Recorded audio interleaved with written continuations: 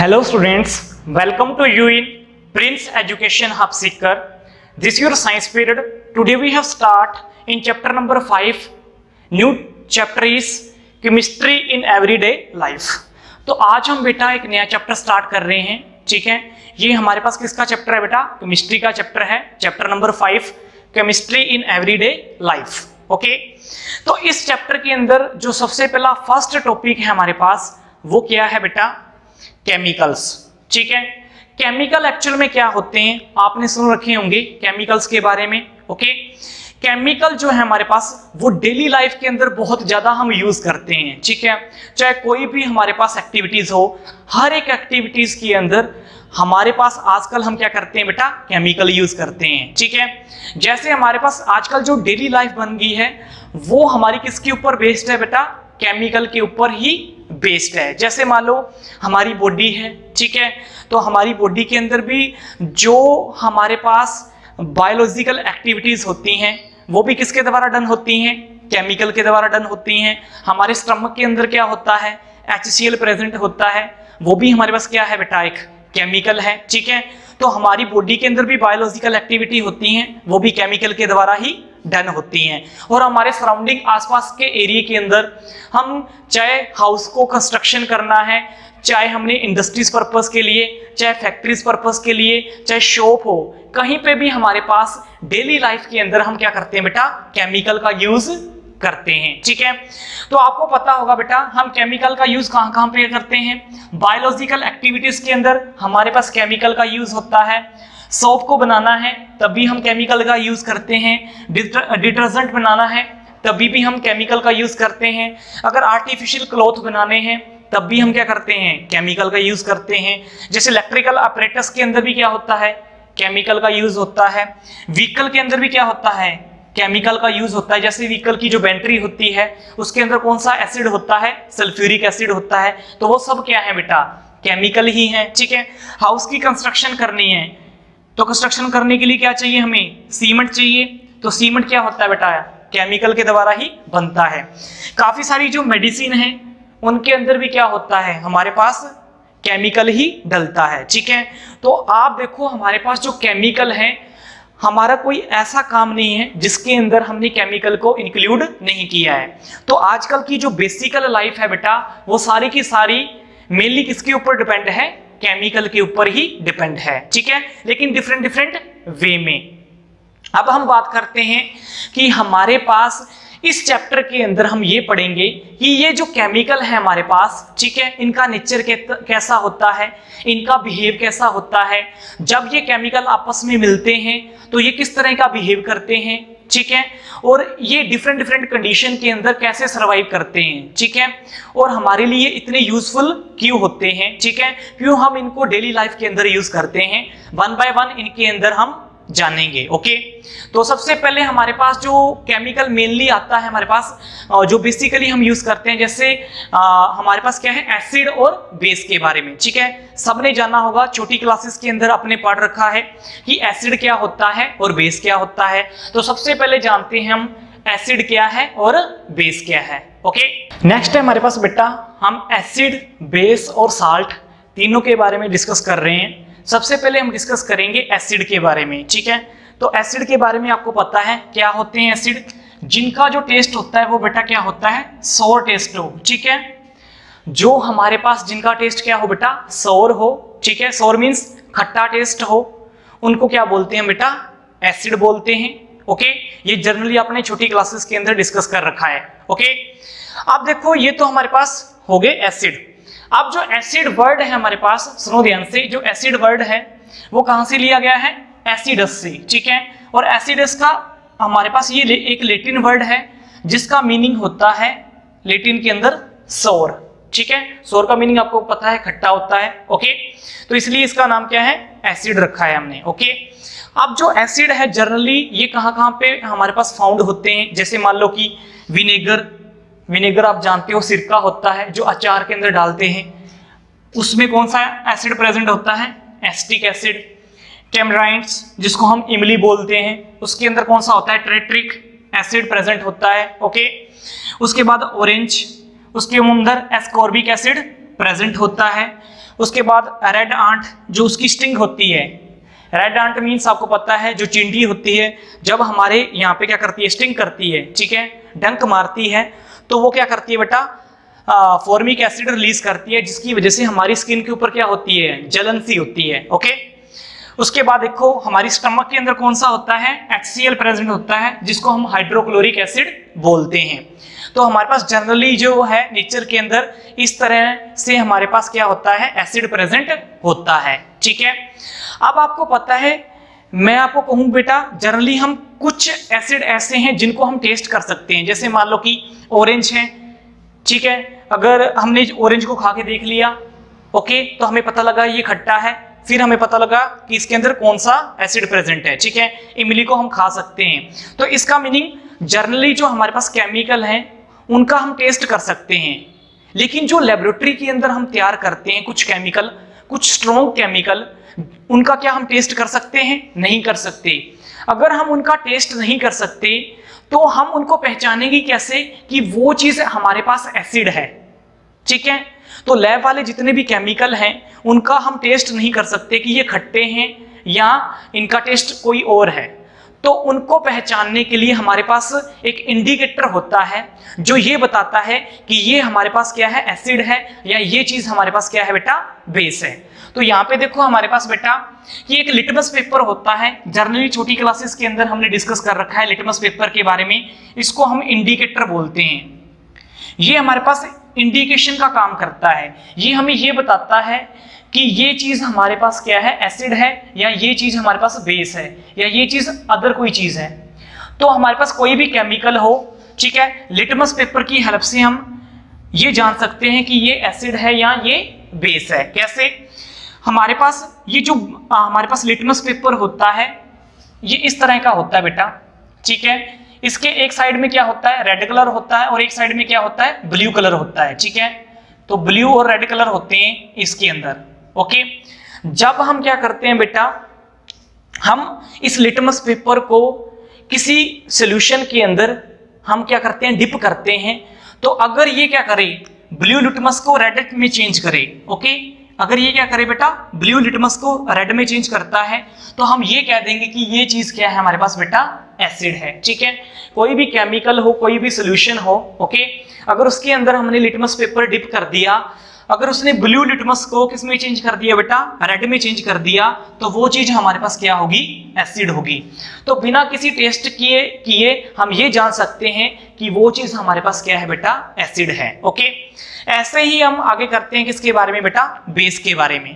अब एसिड तो क्या होता है, सोर इन टेस्ट होता है, बेस क्या होगा, बिटर इन टेस्ट। बेस का टेस्ट कैसा होता है, बिटर होता है, कड़वा टेस्ट होता है, ठीक है। और इनका जो हम इंडिकेशन है वो हम कैसे पता कर सकते हैं, जब इनको टच करते हैं तो ये सूप की तरह, साबुन की तरह फील होता है, जैसे हमारे पास साबुन लगा हो हमारी हाथों में, ठीक है, ऐसा फील होता है, ठीक है, जब इनको टच करते हैं इन केमिकल को, ओके। अब इनके एग्जांपल क्या होंगे, जैसे सोडियम हाइड्रोक्साइड बेस का एग्जांपल है जिसको NaOH बोलते हैं, इसके बारे में आगे डिस्कस करेंगे कि ये कहाँ पे यूज होता है। पोटाशियम हाइड्रोक्साइड KOH होता है, ओके। तो ये सभी क्या होते हैं हमारे पास, कुछ एग्जांपल हैं बेस के। अब जैसे हमने एसिड का पता लगाया कि कुछ एसिड को हम क्या कर सकते हैं बेटा, टेस्ट कर सकते हैं, ठीक है, उसी तरह से हमारे पास कुछ बेस होते हैं, उनको टेस्ट भी कर सकते हैं, और कुछ बेस को हम क्या नहीं कर सकते बेटा, टेस्ट नहीं कर सकते, ठीक है। जैसे एसिड को टेस्ट नहीं कर सकते थे, तो कुछ बेस जो हैं उनको टेस्ट नहीं कर सकते, तो उनका पता कैसे लगाएंगे कि वो बेस है, तो लिटमस पेपर की हेल्प से पता लगाएंगे। तो हमारे पास क्या होता है, अगर हम उस सॉल्यूशन के अंदर डालें जो रेड लिटमस पेपर को ब्लू के अंदर क्या करते, चेंज कर दे, ठीक है, तो वो सॉल्यूशन हमारे पास क्या होगा बेटा, बेस होगा, ठीक है।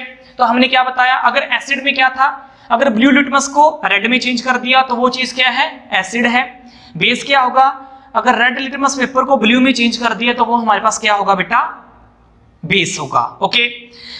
ये तो था हमारे पास एसिड और बेस के बारे में, ठीक है। अब आपको ये भी पता होना चाहिए, ज्यादातर जो मेनली एसिड और बेस होते हैं वो अच्छे से सोलेबल होते हैं वाटर के अंदर, वाटर के अंदर अच्छे से क्या हो जाते हैं बेटा, घुल जाते हैं, डिसॉल्व हो जाते हैं, ओके। अब आपको पता है अगर एसिड और बेस जर्नली जो हैं वो वाटर के अंदर डिसॉल्व हो जाते हैं, तो हमारे पास उनके दो तरह के टाइप होते हैं। आपने सुन रखा होगा डाइल्यूट एसिड और कंसंट्रेटेड एसिड, या डाइल्यूट बेस या डाइल्यूट कंसंट्रेटेड बेस, ऐसा कुछ सुन रखा होगा आपने इसके बारे में। तो डाइल्यूट एसिड या डाइल्यूट कंसंट्रेटेड एसिड क्या होते हैं? डाइल्यूट का मीनिंग क्या होता है और कंसंट्रेटेड का मीनिंग क्या होता है? डाइल्यूट का मीनिंग क्या हो, अगर मान लो कि हमारे पास कोई सॉल्यूशन हो जिसके अंदर एसिड और बेस की क्वांटिटी क्या हो, एसिड और बेस हमने कम डाल रखा है, ठीक है, मतलब एसिड और बेस की क्वांटिटी कम डाल रखी है, लेकिन उसके अंदर वाटर क्या डाल रखा है बेटा, बहुत ज्यादा डाल रखा है, ठीक है, वाटर बहुत ज्यादा फिल कर रखा है, मतलब हमारे पास 100 मिलीलीटर वाटर हो, उसके अंदर 1-2 ड्रॉप्स किसकी डाल दी, एसिड की डाल दी, तो इस तरह के सॉल्यूशन को क्या बोलेंगे बेटा, डाइल्यूट सॉल्यूशन बोलेंगे। ओके, तो डाइल्यूट में क्या होता है, एसिड और बेस की क्वांटिटी क्या होती है, कम होती है, वाटर की क्वांटिटी क्या होती है, ज्यादा होती है, और इसी को क्या बोलते हैं, डाइल्यूट बोलते हैं, ठीक है। और कंसंट्रेटेड में क्या होता है, इसके बिल्कुल अपोजिट क्या होता है, एसिड और बेस की क्वांटिटी क्या होगी बेटा, बहुत ज्यादा होगी, ठीक है, ठीक है, हाई क्वांटिटी होगी, और वाटर क्या होगा हमारे पास, लेस क्वांटिटी में होगा, ठीक है। मान लो कोई सॉल्यूशन है जिसके अंदर एसिड और बेस की क्वांटिटी ज्यादा है और हमारे पास वाटर की क्वांटिटी हमने कुछ ही ड्रॉप्स डाल रखी हैं, तो इस तरह के हमारे पास सॉल्यूशन को क्या बोलते हैं, कंसंट्रेटेड सॉल्यूशन बोलते हैं, ठीक है। डाइल्यूट जो होता है इतना हार्मफुल नहीं होता, क्योंकि इसके अंदर एसिड और बेस की क्वांटिटी क्या है, बहुत ज्यादा कम है। कंसंट्रेटेड क्या होता है, बहुत ज्यादा स्ट्रॉन्ग हमारे पास क्या होता है, सॉल्यूशन होता है जिसके अंदर एसिड और बेस की क्वांटिटी बहुत ज्यादा है। तो आपने यहाँ पे देख लिया डाइल्यूट क्या होता है और कंसंट्रेटेड क्या होता है, ठीक है। आगे हम डिस्कस करते हैं किसके बारे में बेटा, साल्ट के बारे में। नेक्स्ट देखो हमारे पास बेटा साल्ट के बारे में, ठीक है। अब साल्ट हमारे पास कैसे फॉर्म्ड होता है, तो देखो यहाँ पे जब एसिड और बेस आपस में मिलते हैं तो हमारे पास क्या फॉर्म्ड होता है बेटा, साल्ट और वाटर फॉर्म्ड होता है, ठीक है। जब एसिड और बेस को आपस में मिला देंगे तो हमारे पास क्या होता है बेटा, हमारे पास साल्ट फॉर्म होता है, ठीक है। तो यहाँ पे देखो हमारे पास जैसे हमने एसिड प्लस बेस, एसिड और बेस दोनों की रिएक्शन की तो हमारे पास क्या निकल के आया, साल्ट बना प्लस वाटर, ठीक है। मान लो कि हमारे पास क्या है, एसिड क्या है, HCl है, ये स्ट्रॉन्ग एसिड होता है, ठीक है, और NaOH क्या है, एक स्ट्रॉन्ग बेस होता है। ओके, तो ये एसिड है और ये बेस है, दोनों को आपस में मिलाया तो हमारे पास क्या बना, हमारा साल्ट बना, ठीक है। साल्ट बना क्या, NaCl, तो ये Na इसके साथ मिल गया और H इसके साथ मिल गया। ओके, तो ये हमारे पास क्या हो गया, NaCl प्लस H2O। ओके, तो हमारे पास आप ये कहोगे कि साल्ट कैसे बनता है बेटा, जब एसिड और बेस की आपस में रिएक्शन होती है तो हमारे पास क्या बनता है, साल्ट बनता है और प्लस वाटर बनता है। ओके, अब देखो हमारे पास जब हम स्ट्रॉन्ग एसिड और स्ट्रॉन्ग बेस को आपस में मिलाते हैं तो हमारे पास क्या बनता है, कॉमन साल्ट बनता है, जिसको टेबल साल्ट भी बोलते हैं। टेबल साल्ट कौन सा होता है, जो हम घरों के अंदर यूज करते हैं, ठीक है। तो जर्नली वो कौन सा होता है बेटा, NaCl होता है, ठीक है। ये कैसे बनता है, स्ट्रॉन्ग एसिड और स्ट्रॉन्ग बेस दोनों को मिलाते हैं तो आपको पता है जब एसिड और बेस आपस में मिलेंगे, दोनों एक जैसे हैं, स्ट्रॉन्ग एसिड है और स्ट्रॉन्ग बेस है, ये दोनों आपस में मिलेंगे तो एसिड अपनी प्रॉपर्टीज खो देगा और बेस भी अपनी प्रॉपर्टीज खो देगा। तो जो हमारे पास नया एक सब्सटेंस आएगा वो क्या आएगा, न्यूट्रल के अंदर आएगा, जो कि हमारे पास क्या होगा, साल्ट होगा, ठीक है। तो इसलिए हमारे पास क्या आता है बेटा, जब एसिड और बेस को आपस में मिलाते हैं तो एसिड और बेस अपनी प्रॉपर्टीज खो देते हैं, तो जो एक नया सब्सटेंस आता है वो न्यूट्रल की फॉर्म में आता है। इसलिए इस टाइप की रिएक्शन को क्या बोलते हैं, न्यूट्रलाइजेशन रिएक्शन बोलते हैं, ठीक है। तो कोई आपसे पूछे न्यूट्रलाइजेशन रिएक्शन क्या है, तो आपने यही बताना है बेटा, न्यूट्रलाइजेशन रिएक्शन वो होती है जिसके अंदर एक स्ट्रॉन्ग एसिड एक स्ट्रॉन्ग बेस से क्या होता है बेटा, आपस में मिलता है, दोनों के अंदर रिएक्शन होती है तो दोनों अपनी प्रॉपर्टीज को खो देते हैं, इसलिए हमारे पास एक नया जो सब्सटेंस बनता है वो न्यूट्रल की फॉर्म में बनता है। उसी को क्या बोलते हैं बेटा, उसी रिएक्शन को क्या बोलते हैं, न्यूट्रलाइजेशन रिएक्शन। वैसे जो साल्ट होता है हमारे पास फॉर्म्ड बेटा बहुत सारी फॉर्म के अंदर हमारे पास फॉर्म्ड होता है, ठीक है। लेकिन जो साल्ट हमारे पास स्ट्रॉन्ग एसिड और स्ट्रॉन्ग बेस से मिलकर बनता है वो किसकी फॉर्म में बनता है बेटा, न्यूट्रल की फॉर्म में बनता है। उसके अंदर ना तो एसिड का नेचर होता है और ना ही उसके अंदर कोई बेस का नेचर होता है। ओके, तो ये हमारे पास साल्ट क्या होता है, बिल्कुल प्योर साल्ट होता है, जिसको हम कॉमन साल्ट भी बोलते हैं, जो कि हम घरों के अंदर यूज करते हैं। अब मैंने आपको ये बताया था कि बहुत तरह के साल्ट होते हैं। अब इस तरह के जो साल्ट होते हैं वो कौन कौन से होते हैं, ये आगे देखो, इन दोनों रिएक्शन के अंदर देखो कौन कौन से साल्ट मैंने बताए थे। जैसे मान लो कि मेरे पास क्या है, स्ट्रॉन्ग एसिड है। स्ट्रॉन्ग एसिड को मैंने वीक बेस से क्या कर दिया, रिएक्ट करवा दिया। तो जब स्ट्रॉन्ग एसिड को वीक बेस से रिएक्ट करवाएंगे बेटा, तो हमारे पास जो एक नया सब्सटेंस बन के आएगा वो एसिडिक की फॉर्म में आएगा, उसको क्या बोलेंगे, एसिडिक साल्ट। यहां पे क्या था, न्यूट्रल साल्ट था, ना वो एसिड की फॉर्म में था ना वो बेस की फॉर्म में था। लेकिन यहाँ पे क्या है, एक स्ट्रॉन्ग एसिड को एक वीक बेस से रिएक्ट करवाएंगे तो एसिड की कुछ ना कुछ प्रॉपर्टीज उस नए आने वाले सब्सटेंस के अंदर रह जाएगी। तो जो नया सब्सटेंस बना है उसके अंदर अभी भी एसिडिक की प्रॉपर्टी है, इसलिए इसको क्या बोलते हैं, एसिडिक साल्ट। और प्लस वाटर तो बाहर निकलेगा ही निकलेगा। ठीक है, इसके अंदर देखो बेटा, ये हमारे पास क्या है, वीक बेस है, सॉरी ये वीक एसिड है, ये क्या है, वीक एसिड है, और ये स्ट्रॉन्ग बेस है। अब हमने स्ट्रॉन्ग बेस ले लिया, वीक एसिड ले लिया, तो आपको पता है स्ट्रॉन्ग बेस और वीक एसिड जब आपस में रिएक्ट करवाएंगे तो हमारे पास किसकी प्रॉपर्टी रह जाएगी, स्ट्रॉन्ग बेस की।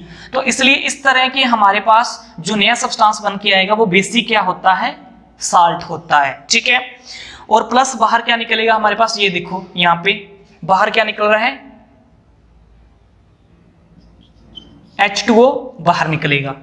ओके, तो ये मैंने आपको बता दिया, ये एसिडिक साल्ट है, ये बेसिक साल्ट है, और ये हमारे पास न्यूट्रल की फॉर्म में है जो कि प्योर साल्ट है। ओके, इसलिए हमारे पास साल्ट जो है बहुत सारी फॉर्म में एग्जिस्ट करता है। ठीक है, तो साल्ट के बारे में आपने यहां पे जान लिया। ओके, नेक्स्ट हम करते हैं कि साल्ट जो होता है उसका मेल्टिंग और बॉइलिंग पॉइंट कितना होता है। ठीक है, वो कितना मेल्ट हो सकता है और उसको कितना बॉइलिंग किया जा सकता है। तो मेल्टिंग और बॉइलिंग पॉइंट जो है हमारे पास साल्ट का, वो बहुत ज्यादा क्या होता है बेटा, हाई होता है। ठीक है, मेल्टिंग और बॉइलिंग पॉइंट जो होता है साल्ट का वो बहुत ज्यादा हाई होता है। ठीक है, ये जो हमारे पास एग्जिस्ट करते हैं नेचर के अंदर, किसकी फॉर्म में एग्जिस्ट करते हैं, क्रिस्टल की फॉर्म में एग्जिस्ट करते हैं। ठीक है, तो हमारे पास मैंने आपको बता दिया मेल्टिंग और बॉइलिंग पॉइंट जो है साल्ट का हाई होता है, ये हमारे पास नेचर के अंदर क्रिस्टल की फॉर्म में एग्जिस्ट करते हैं। नेक्स्ट देखो हमारे पास, अब क्रिस्टल की फॉर्म में ये साल्ट जो एग्जिस्ट करता है, अब देखो यहां पे जैसे मान लो कि ये है, ये हमारे पास क्रिस्टलाइजेशन जो है वो क्या होता है, क्योंकि साल्ट हमारे पास किसकी फॉर्म में एग्जिस्ट करता है, क्रिस्टल की फॉर्म में। तो the number of water molecule attach with the unit formula of salt, जैसे मान लो कि ये सॉल्ट का फॉर्मूला है, ठीक है, उसके साथ कितने नंबर ऑफ वाटर मॉलिक्यूल हमारे पास अटैच हैं, उनको क्या बोलते हैं, वाटर ऑफ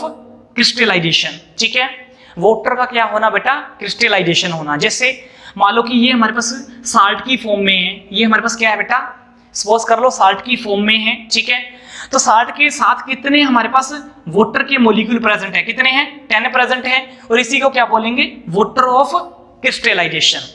फिर क्या होता है, जैसे ही हमारे पास मान लो कि सोल्ट का क्रिस्टलाइजेशन होता है, क्रिस्टलाइजेशन में क्या होता है, वाटर तो उड़ के ऊपर चला जाता है और पीछे क्या बच जाता है, साल्ट बच जाता है, तो इसी को क्या बोलते हैं, वाटर ऑफ क्रिस्टलाइजेशन। ओके, ये हमारे पास इसके बारे में हो गया। ओके, अब एक दो फॉर्मूले जो है आपने अच्छे से याद कर लेने हैं। ठीक है, कई बार उनको एग्जाम में पूछा जा सकता है, जैसे सोडियम कार्बोनेट का फॉर्मूला Na2CO3 10H2O, ये पूछ सकते हैं। ठीक है, ये फॉर्मूला आपने याद कर लेना है।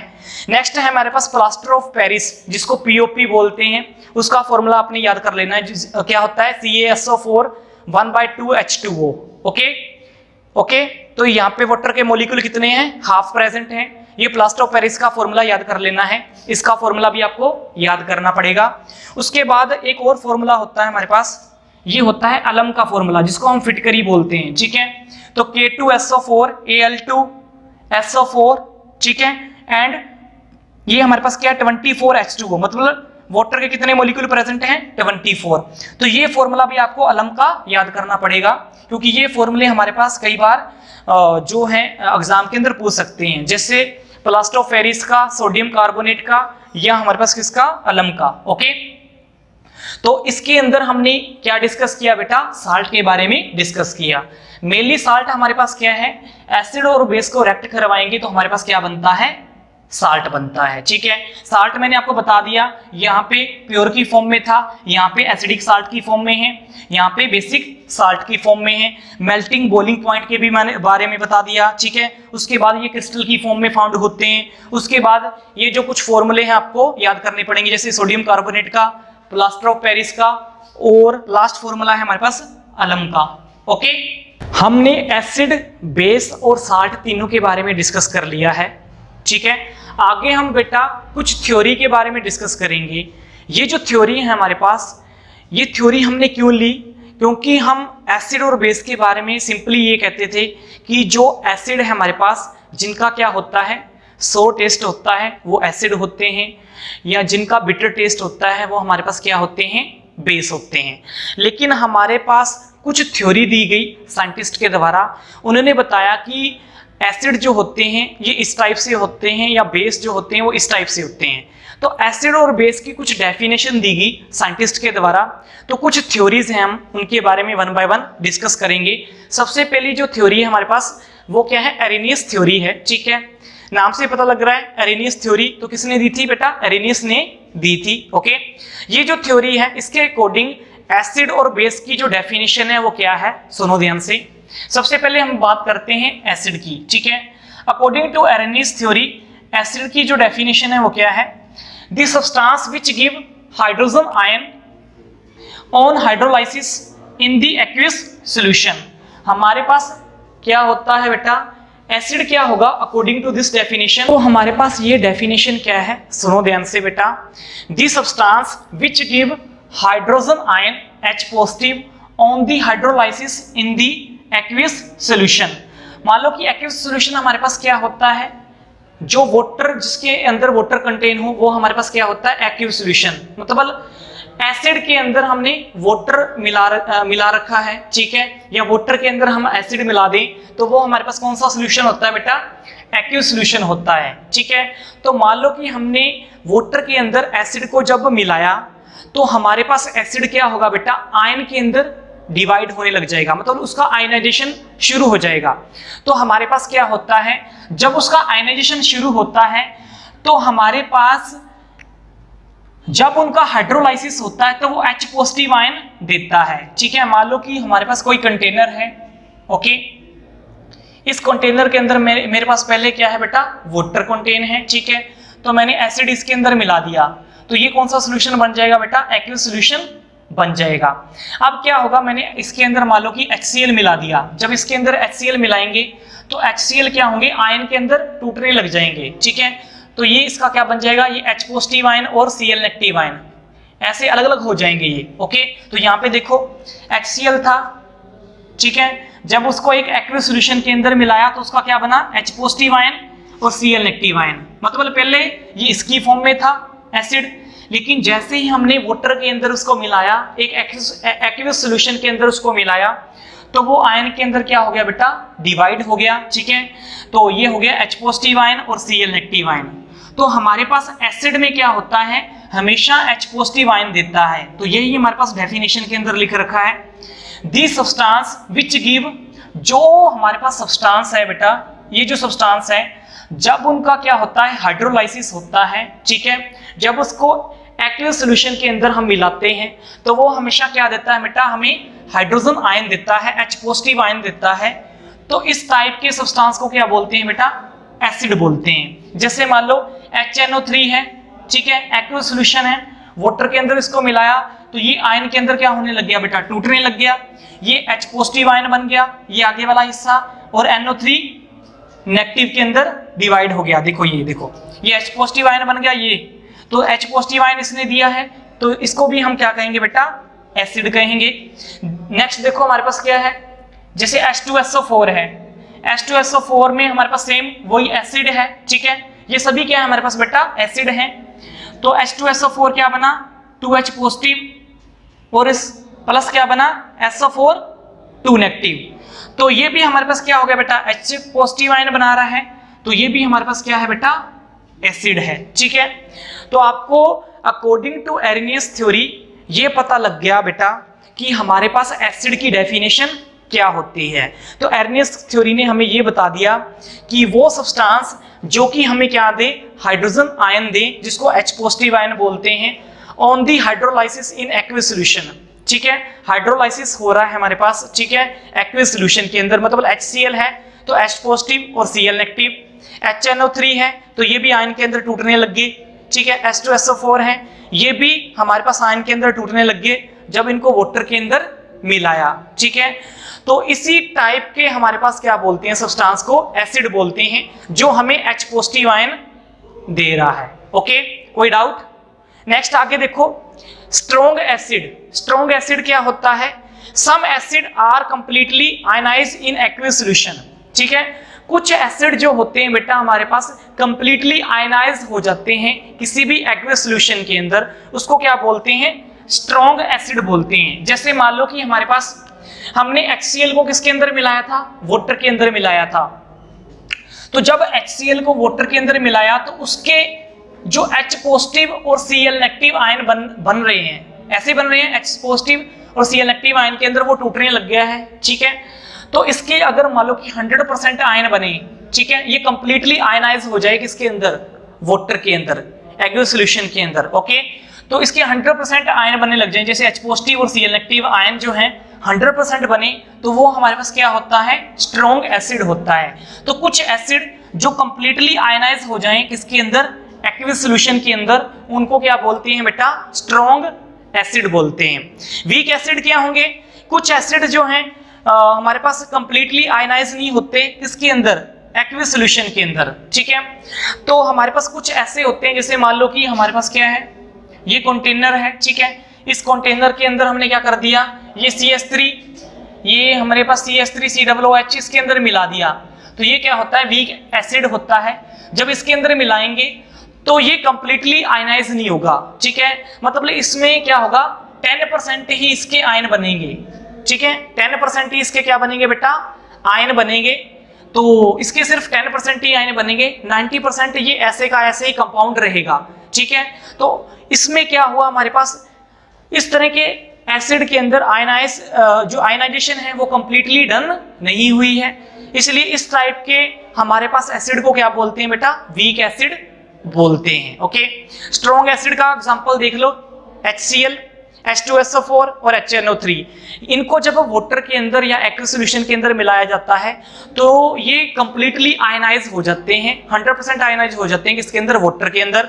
वीक एसिड का एग्जांपल क्या है, जैसे CH3COOH है, H2CO3 है, तो जब इनको वाटर के अंदर मिलाया जाता है तो ये कंप्लीटली आयनाइज नहीं होते, ये ऐसे की ऐसे रहते हैं, मतलब 10% इनके अंदर आयनाइज हो जाते हैं, 90% आयनाइज नहीं होते, तो इसलिए इस टाइप के एसिड को क्या बोलते हैं, वीक एसिड बोलते हैं। तो यहाँ पे हमने पहले एसिड के बारे में कर लिया है, आगे हम करेंगे बेस के बारे में। नेक्स्ट देखो हमारे पास बेटा बेस के बारे में। ठीक है, तो बेस हमने एसिड के बारे में डिस्कस कर लिया कि एसिड की definition according to Arrhenius theory क्या है।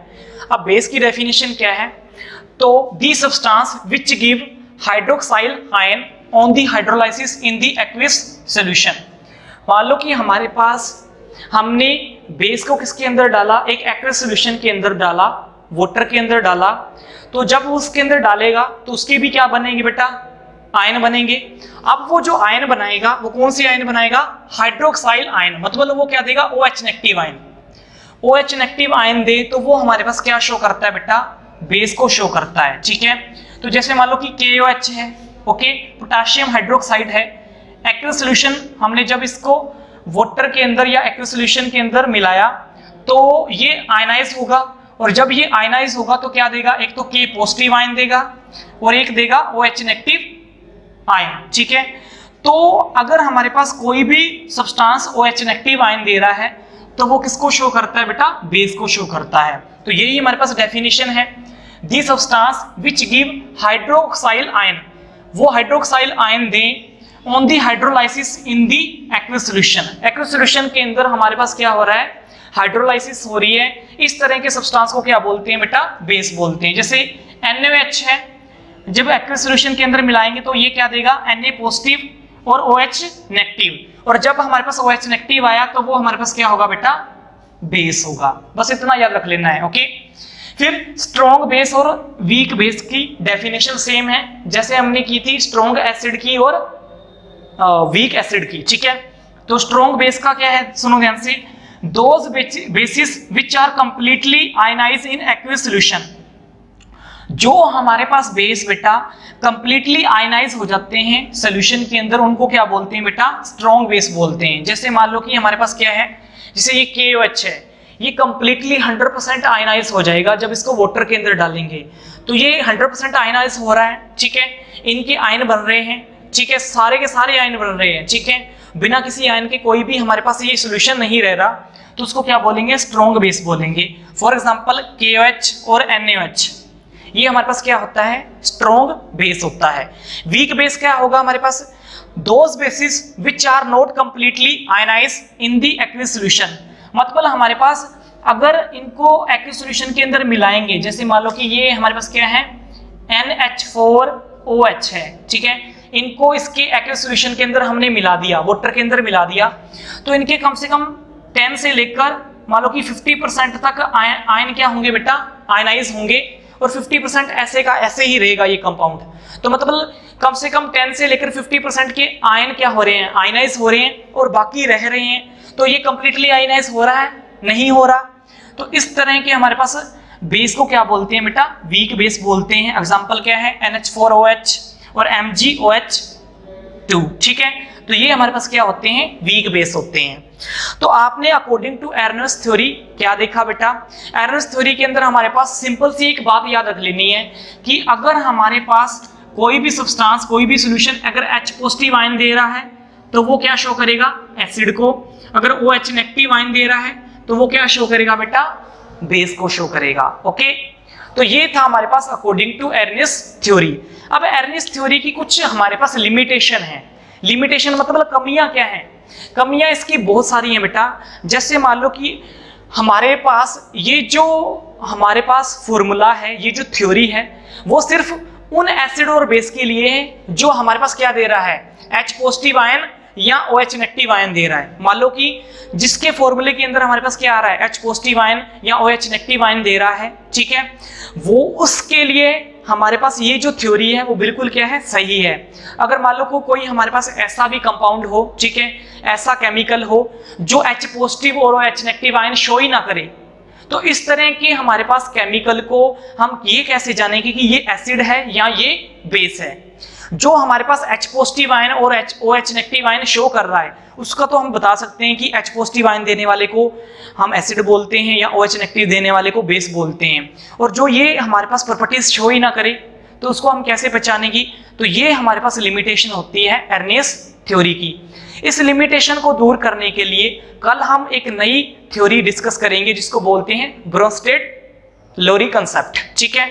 वो थ्योरी हम कल डिस्कस करेंगे, वो इसकी लिमिटेशन के ऊपर ही बेस्ड है। ओके, सो आज हमने बेटा एसिड, बेस, साल्ट और हमारे पास एसिड बेस जो है वो क्या होता है अकॉर्डिंग टू, ठीक है, एर्नस्ट थ्योरी, वो आज हमने डिस्कस किया है।